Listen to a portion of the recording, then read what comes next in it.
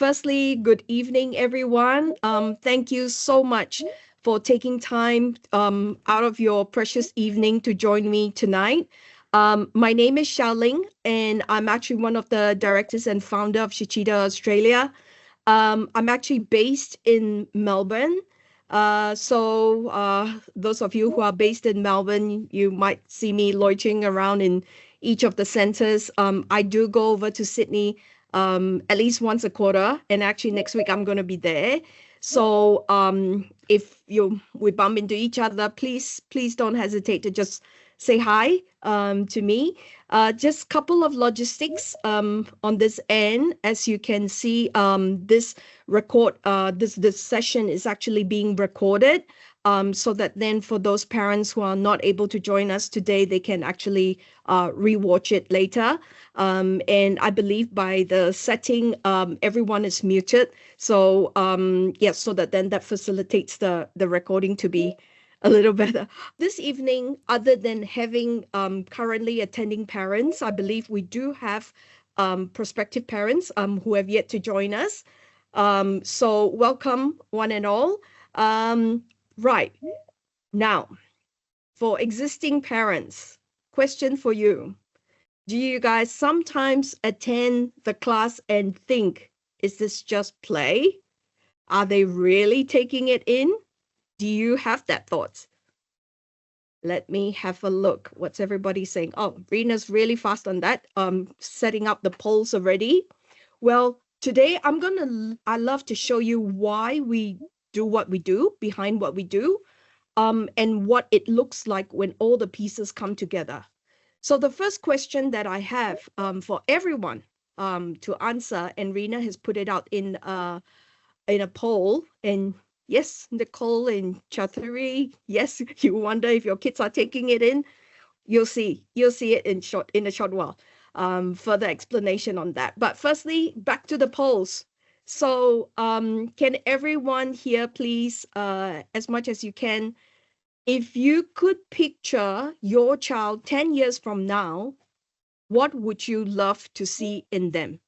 So please use the poll and just tick everything that you can kind of see. Everything that you love to see. We'll love to see what's the end result over there. So 10 years time, most of the kids will be in their teens. Oh yes, the best test for parenthood. Are we out? Do we have an answer yet? Everyone has taken the poll. Please select as many as you like. Oh, Jay from Singapore. Yes, I am. Yes, education is taken very seriously in Singapore, perhaps a little too serious. Yes, Kathy, we love to see everything in them. Definitely. So please feel free. Oh, Joey's having some problems submitting, but definitely want to see all the characteristics. Excellent. So these are the qualities that actually our founder, Makoto Shichida, would have loved to see Shichida trained children carry through life, these qualities. And that's exactly what we work on quite quietly, consistently through every part of our program. Now let's move on to the next slide. Rena, please. Okay, I'm gonna give you a sneak preview, all right? Having ticked all those attributes that you have seen, let me show you a sneak preview of what it can look like. Now, this video is actually premiering tonight, and you are the first to see it. All right, Rena, whenever you're ready.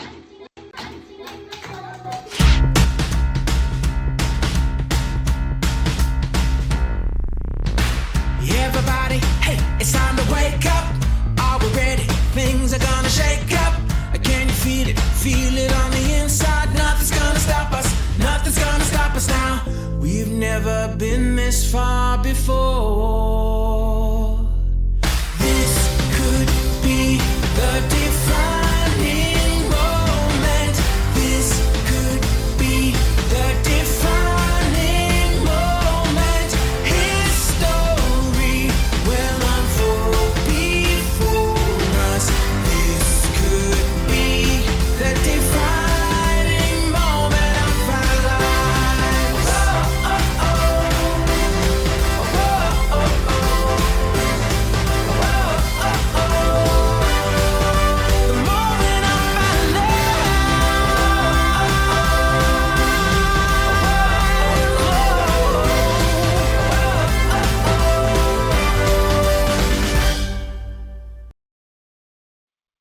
you like the video, everyone?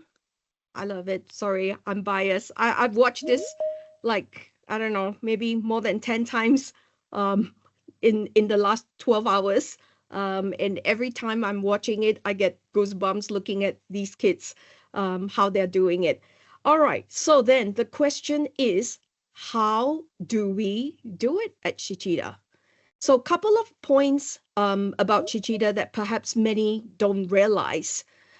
First thing first, a very, I always say it's like our secret sauce.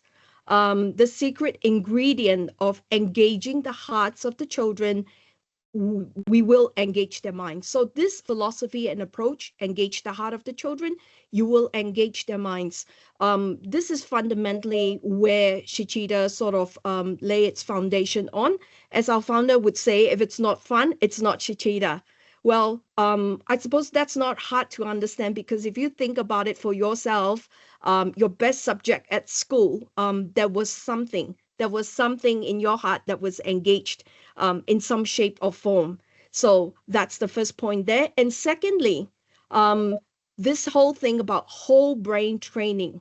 So what Shichida is doing is actually harnessing the brain's early neuroplasticity to strengthen and optimize the neural pathways during the critical years of development. So that point there is really important. That window of opportunity is a key part of why Shichida is able to do what we do. The method basically stimulates the whole brain, and creating that robust neural connections that serves as a foundation for lifelong learning. So by whole brain training, what we mean is that we engage the both hemisphere through fun and purposeful structured experiences.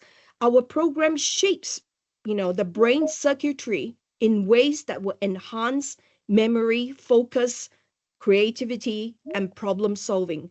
And especially when learning is embedded in this whole positive and emotionally engagement context, it activates and reinforces the neural networks even more, giving children the cognitive tools that's going to be easy for them to thrive in their later years. So a couple of key points here that we're talking about: critical years of development, engaging the heart, engaging the mind, the whole brain training.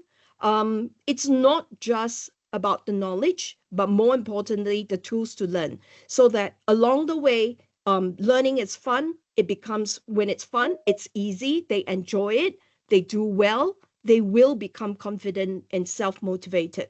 So let's look a little further at a couple of these points.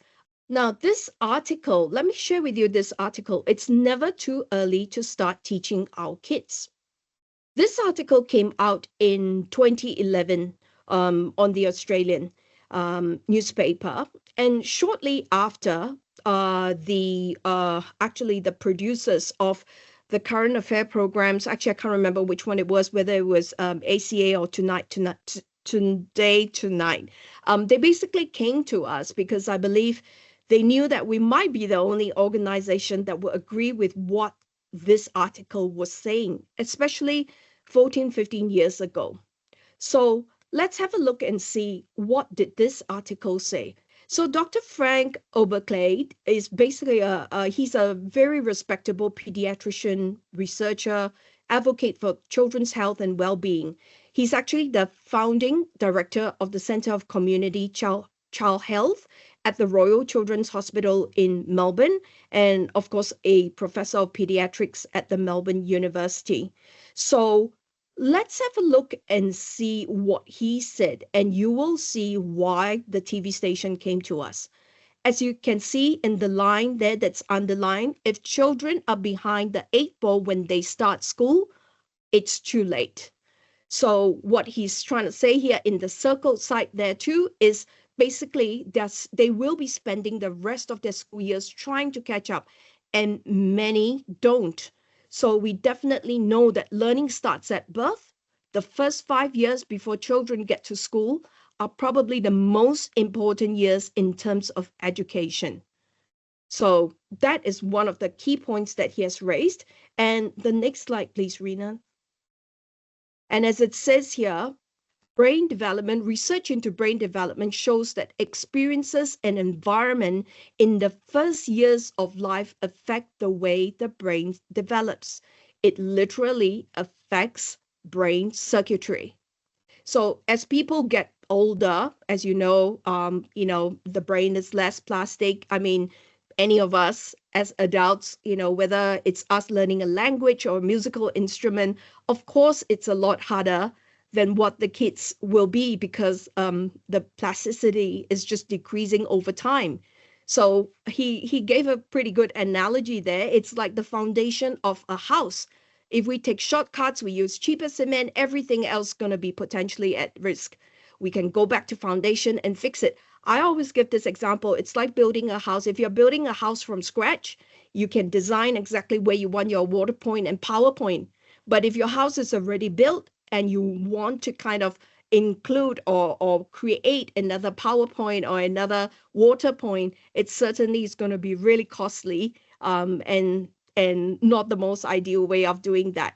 And the best part was where he envisages a model where primary school should stretch from birth to about year 3 or year 4. That was one of the points that he said. So you can see you can imagine why the TV channel would have come straight to us, because we will go, yeah, yeah, yeah, of course, that's what we're doing here, or that's what we're trying to say here.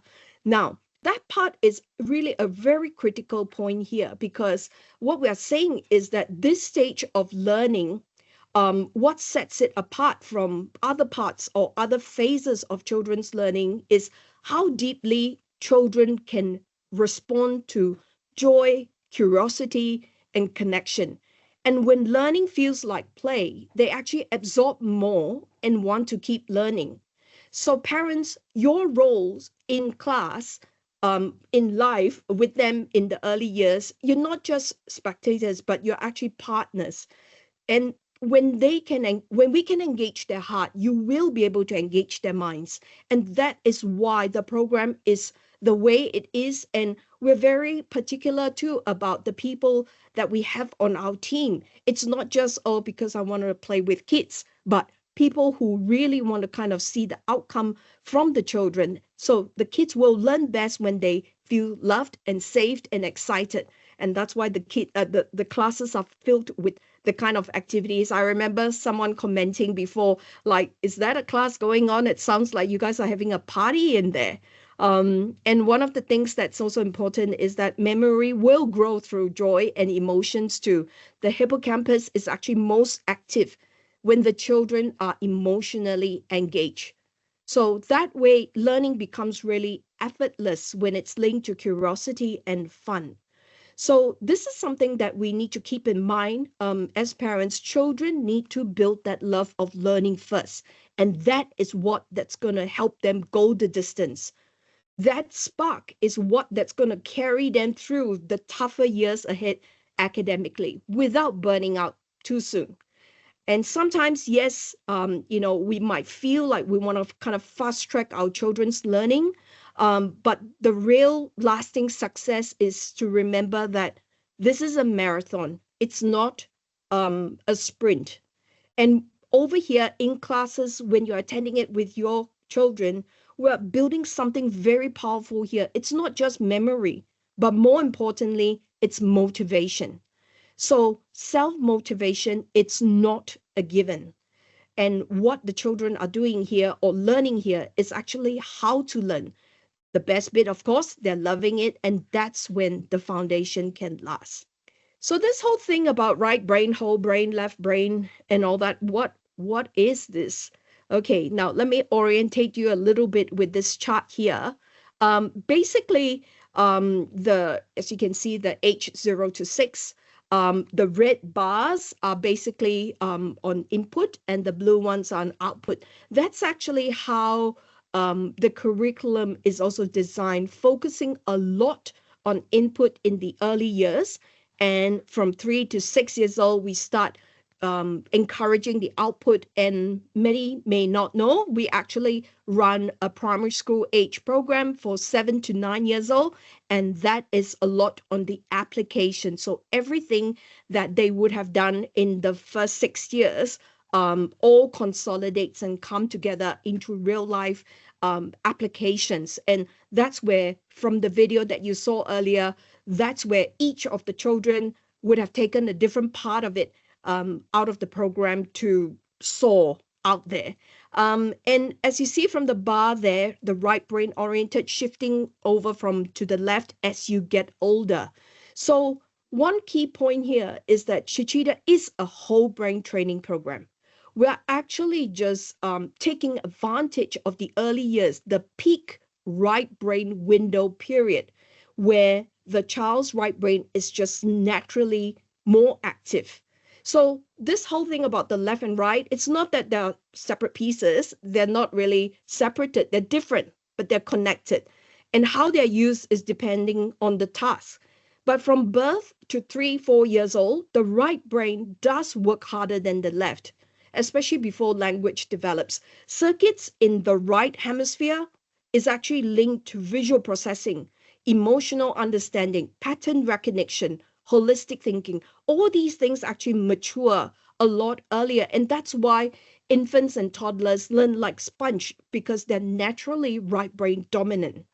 The first half of the class, for those who are already attending classes, you will see that we actually focus a lot on the right brain stimulation, which involves visual images, intuition, fast speed input.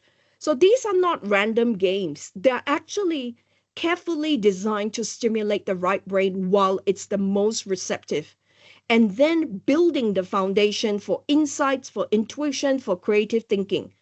At the end of it, as it moves to the left, as we say, the whole thing synchronizes both hemispheres so that as your child grows, the left brain can be accessing the rich database of ideas, images, and experiences that we would have nurtured in the early years. Now, you may be wondering, so why do I need to start early? That's why we always will say to parents, start as early as you can. We have parents with their first child joining at 2, 3 years old. The minute they have a second child, 5.5 months, 4 months, they're already asking, what does the timetable look like for my 6 months old? Because they do recognize the impact of what it has done for their 3, 4 years when they first started. And now they want to kind of make sure that the second child start even earlier. So stimulating early matters. Yes, it does, because when the right hemisphere is not activated or trained, while it's naturally dominant, these circuits don't wire as efficiently. So early stimulation is going to build that neural library of images, of associations, of memory strategies that later on your left brain will actually draw on for language, for reasoning, for problem-solving purposes. So that is why the early years is when you can create that foundation for how effectively your whole brain is going to work together in adulthood. All right, now let's have a look at what's fun today in the class and how they're actually going to be powerful tools for tomorrow. So what looks like play, as we always say, it's actually brain training, ready to unleash, as cliche as it sounds, but to unleash that potential in your child.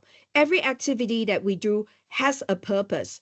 And remember, we are not teaching your kids to remember certain things. We're teaching them how to think. On the surface, it looks like fun and games, it looks like songs, it looks like flashcards, but beneath it, we're actually building mental tools for them. Fast memory, rapid speed listening, speed reading, creative problem solving, and of course, EQ and IQ, other than all these things that we've listed here. So right brain exercise, image training, intuition, memory, flashcards, creative thinking, critical thinking, pattern recognition, speed listening and reading, literacy and numeracy. I'm going to get into each shortly. But before that, I want to kind of also say again, the Shichida method is actually built around a layering experience. so that the kids is not just repeating what it is or memorizing what it is. They're actually learning how to transfer what they know into new situations. So for those parents who may have been here with us since your child is 6 months, I'm sure at certain point you go like, oh my God, can this get any more repetitive? Well, while it looks like repetition to you, it's actually what we call scaffolding. So that then when the skills are learned in one context and gradually as they are being supported and guided, the kids can actually learn to apply it in different, more complex and real world contexts. So the whole idea is to actually help the children carry over abilities from their simple activity into broader situation. So sometimes parents may compare us with other programs, of course, but often the other programs will focus and stop at teaching contents. So they're very focused on teaching the contents. But what we do here is something further. We actually built that cognitive framework that's going to allow the children to carry the skills across different domains. And that's why, from a scaffolding approach standpoint, that's how they can take something that look like games to later on show up in terms of problem solving, creativity, and just ease of learning, and hence what you saw in the video earlier. Okay, now let's jump into each of these items here. Leveraging image training. Okay, firstly, it is a warm-up exercise for the right brain. So when you first get into class, after all the songs and everything, after the energy ball, we usually do this image training activity. In the younger years, it may be pretend play and imaginative games. But for the older years, that actually leads on to training the kids for visualization. So brain imaging, this is science, brain imaging has shown that vividly imagining a scenario activities, a scenario and activity, it will activate many of the same neural network as when you are actually doing it. So it has been shown that imagery and real actions will share the same neural circuit. And that is how athletes regularly use visualization to mentally stimulate their desired performance.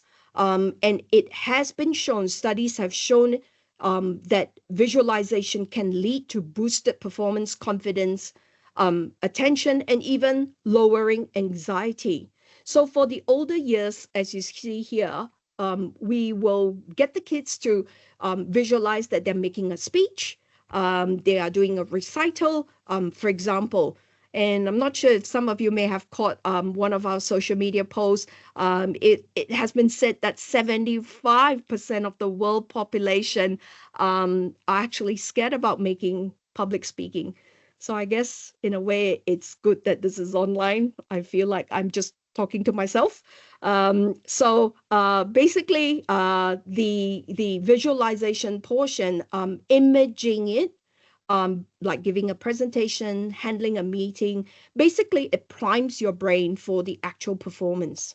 The other bit about enhancing goal achievement and motivation, basically vividly imagining that you're successful in these areas, it will engage your brain areas linked to reward and motivation. So that helps the goal, making the goals feel a lot more tangible and emotionally more compelling to work towards that. And of course, mental rehearsal, regular mental rehearsal will build the self-efficacy, the belief that you can succeed while reducing the anxiety during stressful situation. And the other is, of course, so I mean, at the end of the day, as having that as a mental edge over the rest. So visualization isn't airy-fairy stuff. It is brain training. And by imagining tasks repeatedly, you are building the neural connection that makes the actual execution smoother.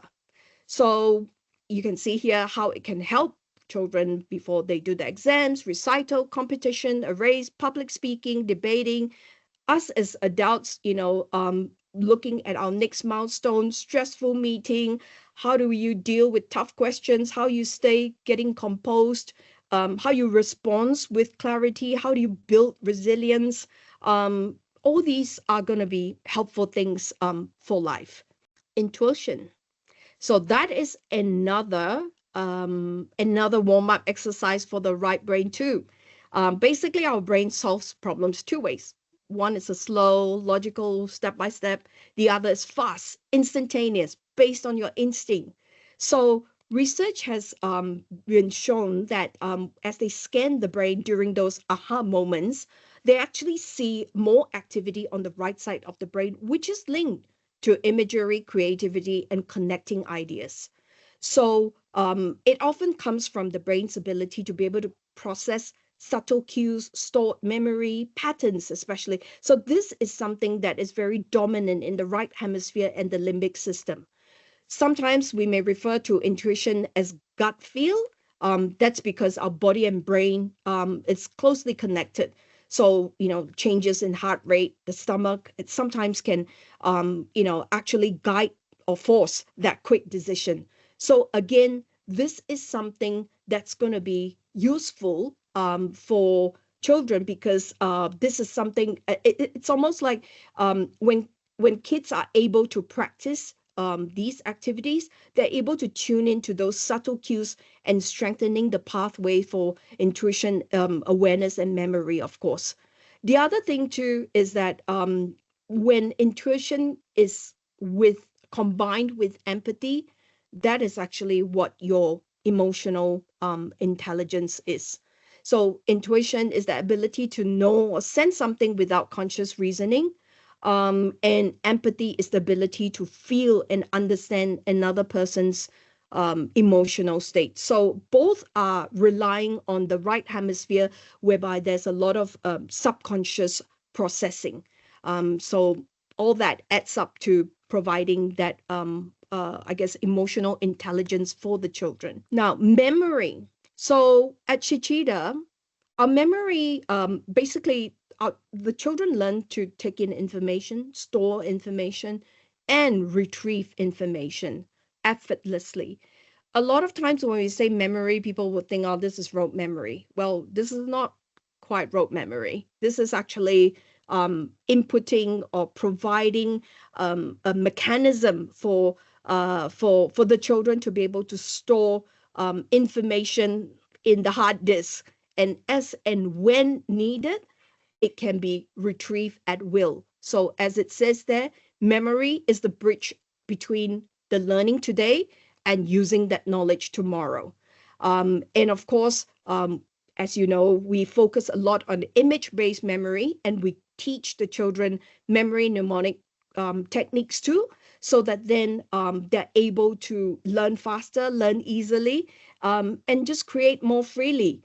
Over in our classes, we do the different sorts of memory here too, the auditory memory, the visual memory, the working memory, and the long-term memory.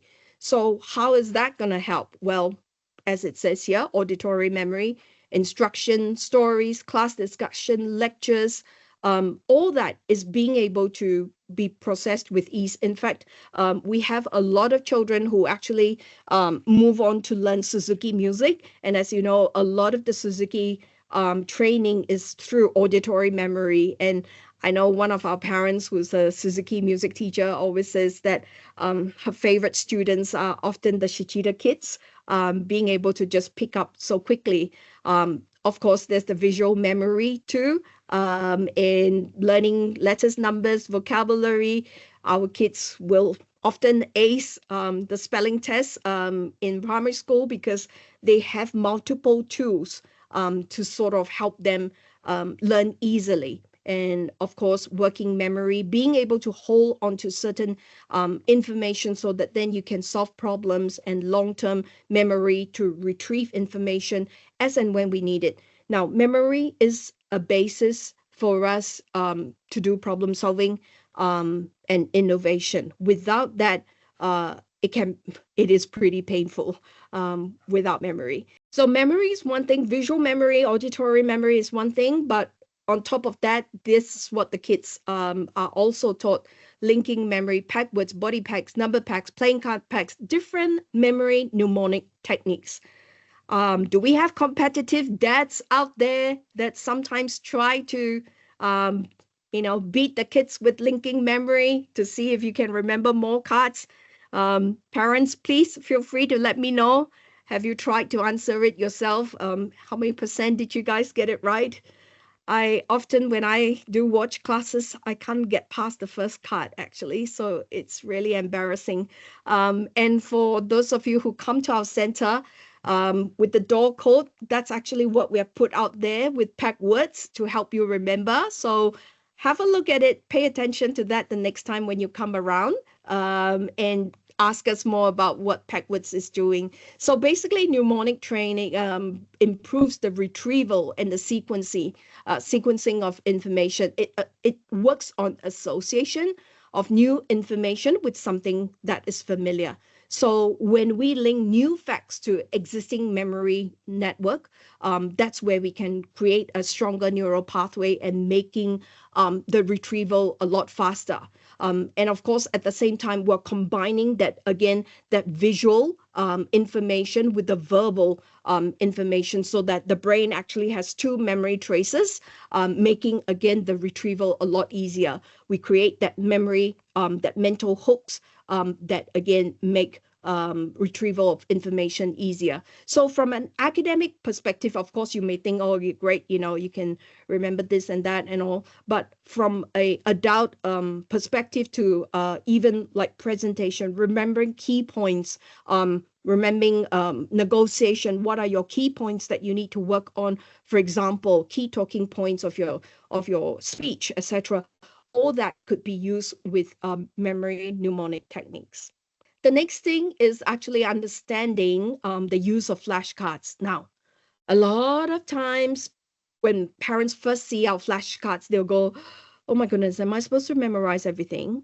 Well, the answer is no. That's not the objective of flashcards. And sometimes we get the question, you're doing it too fast. How is my child supposed to take that in? I can't even take that in.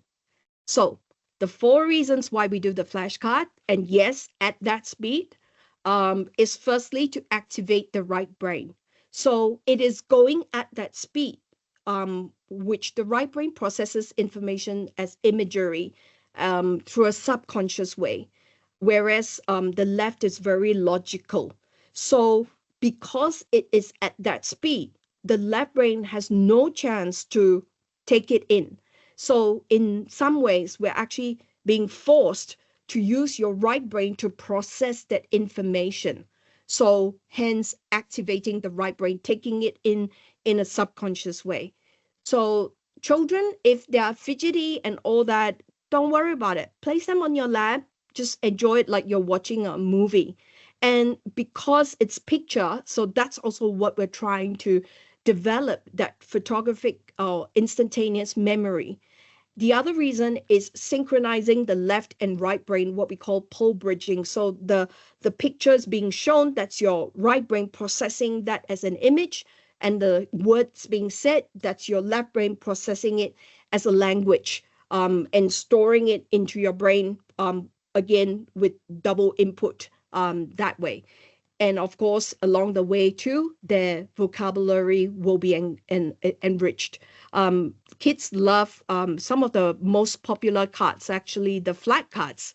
And whenever it comes to, competition like the Olympics, Commonwealth game, that's when our kids really can show off to their family and friends about them recognizing the flags easily. Now, parents, one thing I do want to point out though, like I said, it's not them memorizing everything. They will take it in subconsciously. We do go through the same set of cards for the month.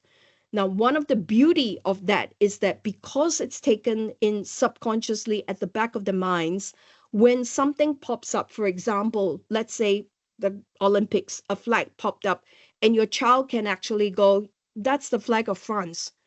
One of the benefits of that is that if you think about it, when you recognize something, you do get excited, don't you? You get excited when you recognize, oh, that's the flag of France. So at that moment, when your child recognize that, remember what I said earlier, engage the heart, you can engage the mind. So they will be excited. And that is also your window of opportunity where you can go, Yes, that's France.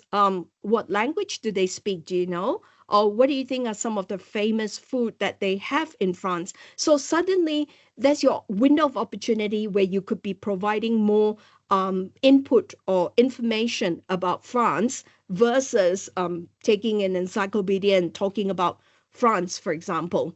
So yeah, so that's the purpose of the flashcards.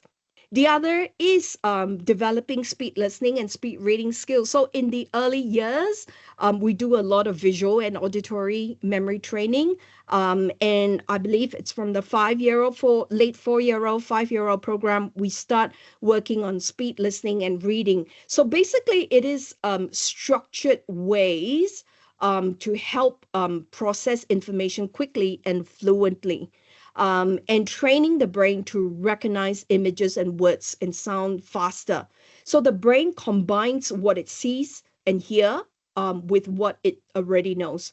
It definitely improves the attention, the memory, and the ability for the children to pick out key ideas quickly. So I don't think I need to say too much about the benefits of that.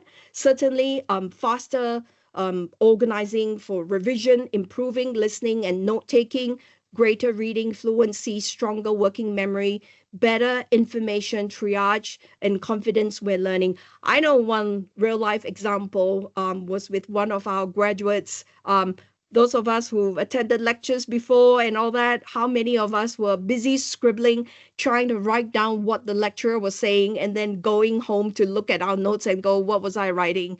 You don't even understand what you were writing, and all that. But with these kids, the way that they can, I guess, construct their information or park their information will be very different from you and I. Building critical thinking. So, the mazes, the puzzles, the pattern plays, the science experiment, the discovery question, science experiment and discovery question that happens in the later years, the 5-6-year-old program, all the way through the primary school program. Pattern plays, actually, a lot of our pattern play activities are will look like questions in IQ tests. So discovery questions are things like, why do we dream? Why are rain clouds gray? And things like that, where it actually encourages the children to think, and have that confidence to give it a go in explaining what it is. So it's this section, of course, is training the brain to think flexibly, and of course spotting patterns, making sure that they can, work towards making decision quickly and effectively, concentrating and problem solving. Now, maze, you think that it's just fun and games. In the later years, we do time them to see how quickly they get through the program, get through the maze, and it's more for themselves to realize how well they can improve from week to week. Now, I wish we had more time. I would love to kind of let everyone try a maze that we do in the primary school program. You will know that the thing with mazes, it actually requires a lot of concentration and perseverance to finish through. Years ago, when I was able to do this presentation face to face, I got all the parents to do the maze, and some parents, after 10 minutes, were still getting stuck. 15 minutes were going like Shaoling, okay, I give up. I believe you that, it's not easy. And the record time that the kids could do it, I think our best record for that particular maze was actually about 46 seconds. So this is something that, probably for us, we may not have much hope to get it down to 46 seconds. But that is certainly something that is very possible for the children. So yeah, so in general, the I guess the benefits of critical thinking, of course, better problem solving skills, divergent thinking, which is very important because that creativity and innovation, and for those of us who are parents who may be more academically inclined, and focused, I can tell you that for your Maths Olympiad question, it's not your standard questions there. It does require a high level of divergent thinking in order to sort of get the answer. So that is a discipline for mathematics training. Yes, Jocelyn, definitely we can give you that maze to try. Yes, and so in like I said earlier on, focusing on their resilience, and being able to focus and being resilient and adaptable as they work through, whether it's the mazes or the experiments. They learn to sort of like adjust their strategies, to kind of get to the answer, and basically that ultimately will help them adapt to this fast changing world, because the world today is changing faster than ever before. Children do need, in their generation, need to have the ability to learn and unlearn and relearn, and being able to analyze the new situations so that they can adjust. And of course, ultimately, with that capability for them to be able to trust their own reasoning. Numeracy literacy. Now, you notice that I'm not actually covering a lot of that part, because we're not talking about just how well or how early they can start to read and all that. Literacy and numeracy is in here because it is foundational. You need to know your letters, you need to know your numbers. So it's not really just about ABC or 1 to 3. Shichida classes is not about ABC or 1 to 3. Yes, we cover that, but that's not what it's about. More importantly is that throughout our numeracy and literacy sections, we give the kids different, or actually throughout the whole program, we give the kids different tools to learn. We show them fun way to learn. We repeat certain concepts. We show it to them in different ways, visually, auditorily, and tactile wise, so that they understand what the number is or what the letter is. And as I said earlier, with that layering approach. So we get them to see it, to hear it, to experience it, because that's how the brain learns best, when information is just presented through multiple sensory channel. Okay. And the next slide that we have. Okay. Now, one last bit that I put together, a few examples of what a typical Shichida child might look like at different ages. Now, these personas are actually inspired by real children's experiences in our program. It captures what many families typically see at each stage. And of course, every child, develop at their own pace. But these personas will give you a sense of what a sample Shichida journey can look like, and what we often see and hear as teachers. So first one up, Olivia. She's 5 years old. She's in our kinder program. We call her the calm problem solver. So basically, she started Shichida as a toddler. She can now, listen carefully, remember multi-step instructions at kinder. Puzzle doesn't fit. She doesn't give up. She tries. She surprises adults with her vocabulary and clear explanation. And that confidence of being a Kmart catalog model, you saw that in the video too, and handling photo shoots and briefs like a superstar. And of course, following instructions with patience and confidence. And of course, her teacher is asking her to take formal music lessons because of her focus, memory, and concentration.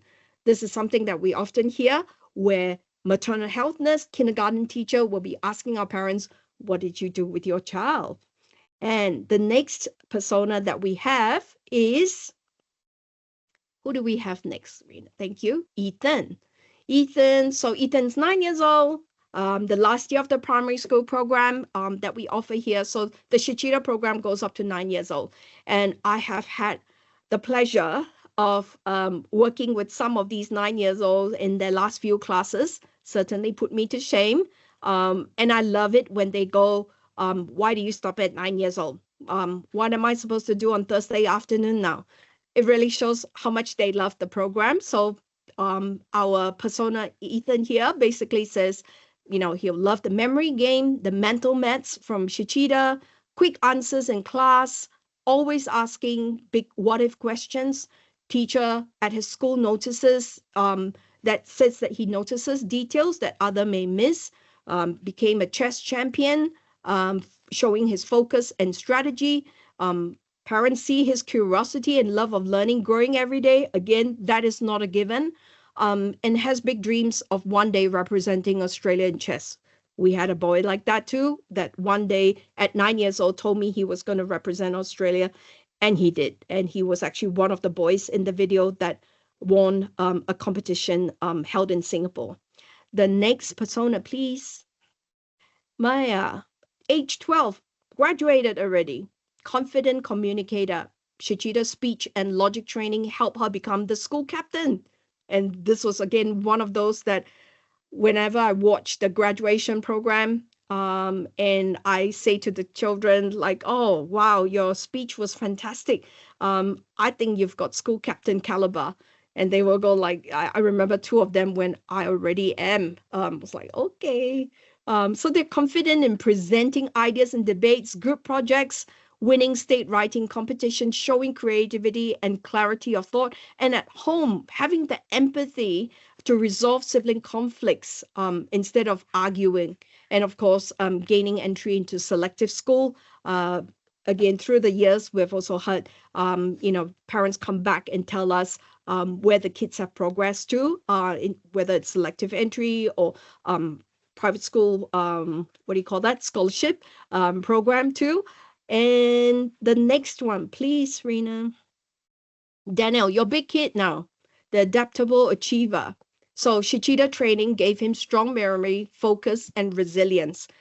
One thing that I've heard, our oldest group of kids are actually first year uni now. There are a couple of them actually. And obviously, getting great ATA score and confident about their university choices. And I think one of the best bit, I don't know, well, as a parent, parents probably were nervous. I've heard a couple of parents basically asking their kids, you sure you don't need tuition? And these kids got, yep, I'll be fine. So they're motivated, they're self-motivated to want to learn, to want to do well, and being able to balance, the study with their hobbies. And some of them even picked up part-time work too. Yes, we just also had a little girl who is now serving on the youth council in New South Wales, taking on leadership and community responsibility. Basically, with a kid like that, I think as parents, it is very comforting to kind of see. And the best bit is that it is coming from the children themselves and not being pushed by us as parents. So in summary, there are just a couple of things that I want to kind of mention, and it was highlighted earlier. Again, brain development is the fastest in the early years. And right brain actually supports creativity, memory, emotional awareness from a different level. The neural pathway will strengthen with repetition. And that's why that layering approach, that scaffolding approach, and emotions, and hence that engage your heart, engage the minds.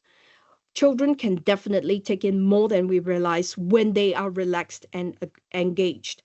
So it is important for us to realize that we're teaching the how to think, not just the what to remember, so that then they can have different ways of processing information. This Shichida is an engineered pathway. It is intentionally introduced during the brain's plastic window. And that is what that leads to the reliable and real life outcomes. And ultimately, as it says here, raising children with kind hearts, big dreams, and full of talents, this is exactly what our founder intended for this program to be. So that wraps up my presentation for this evening. Thank you so much for joining us. Have a lovely evening, and I look forward to meeting some of you at the centers real soon. Thank you.